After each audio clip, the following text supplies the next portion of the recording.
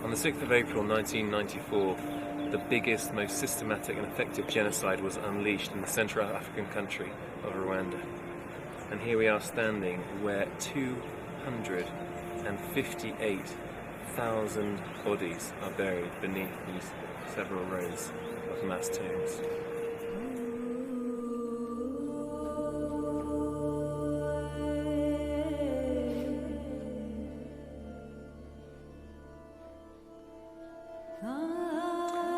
Just in this area, the size of a king-size double bed, are 165 people's skulls. Don't know what to say.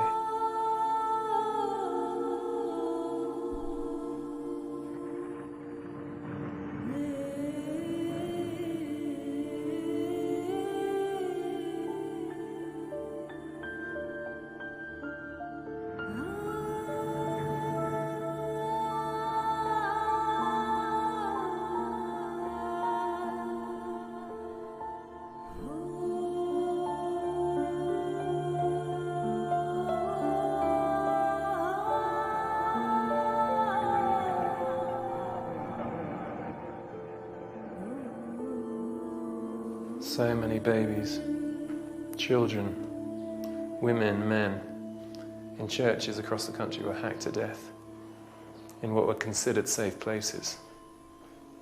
But as it transpired, they weren't at all. We say never again, never again. In fact, that's what it says up there. But what do we do to ensure that such atrocities and genocides indeed never do happen again?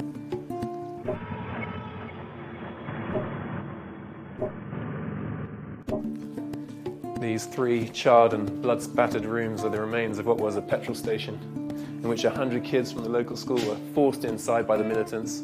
They were from the wrong tribe, they were locked up, and then they poured in gasoline and burnt them all alive.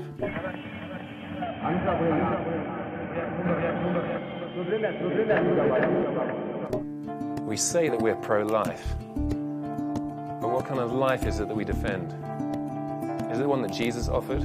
Freedom from injustice, oppression and hate. Life that is good in and of itself, one that ensures equality, opportunity, extravagant and unconditional love for every single person on this planet. Or is it something else?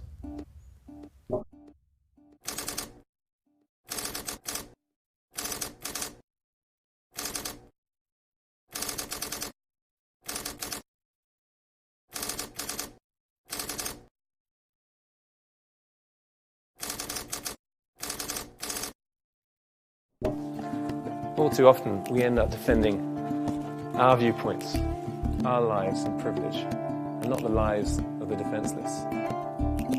Life to the full is not just a promise for those of the same ethnicity, skin color, gender, political persuasion, nationality as you. It's open to everyone.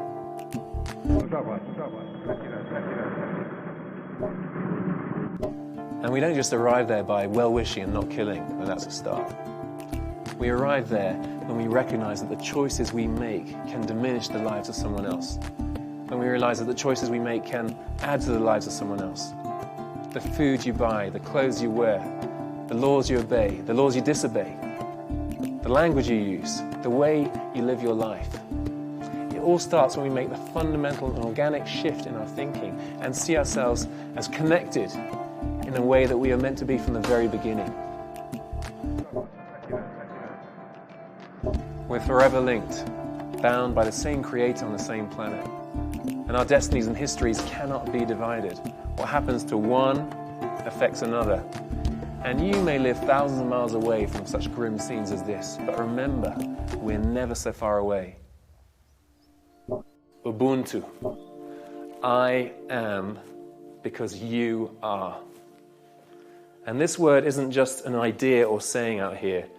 It's a philosophy of life. It's the worldview of choice. My very existence is caught up in yours. I cannot fully live unless you fully live.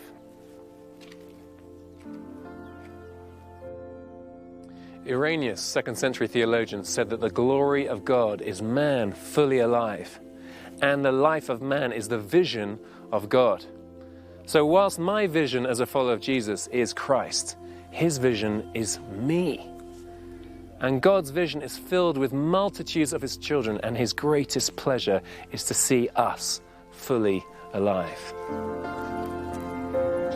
Ubuntu, you've got to choose.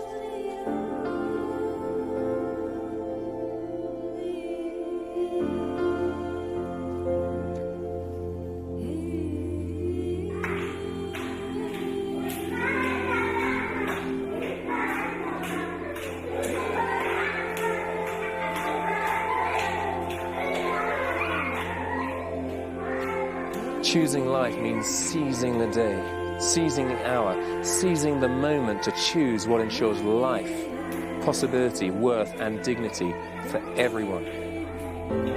Instead of curses, blessings. Instead of revenge, forgiveness. Instead of brokenness, healing. Instead of darkness, light. Instead of despair, hope. Instead of death, choose life.